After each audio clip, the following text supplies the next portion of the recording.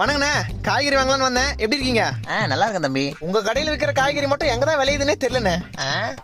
சாப்பிட்டு 3 வேளையும் பாத்ரூம்லயே இருப்பா பாத்துக்கோங்களேன். தம்பி இல்ல அவ்வளவு ருசி அதிகமா சாப்பிட்டுருவோம்னா அதனால.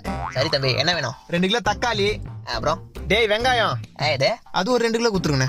அப்புறம் என்ன வேணும்? கத்திரிக்காய் 1 கிலோ, உருளைக்கிழங்கு 1 கிலோ, அப்புறம் மனிதாபிமான ஈவரகம் இருந்தா கொஞ்சம் கொத்தமல்லி, கொஞ்சம் கருவேப்பிலை, கொஞ்சம் இஞ்சி. இந்தாங்க 150 ரூபாய். பேலன்ஸ் சில்லறையா கொடுங்க, நான் போய் மளிகை சாமான் வாங்கணும். டே தம்பி, 1 கிலோ தக்காளியே 150 ரூபாப்பா. இது 1 கிலோ தக்காளி 150 ரூபா. டேய், அந்த 150 ரூபாய் காசு மிச்சனா மறக்காம 1 கிலோ கல்லெண்ணெய் வாங்கிட்டு வா. அப்படியே மண்ணெண்ணையும் சேர்த்து வாங்கிட்டு வரேன். குடும்பத்தோட கொளுத்தி விட்டுரு. என்னடா மோ, இங்க 1 கிலோ தக்காளியே 150 ரூபா வித்துனுக்குறாங்க. என்னடா சொல்ற? இனிமே என்ன பண்ற? தக்காளில குழம்பு போடாத. என்னது?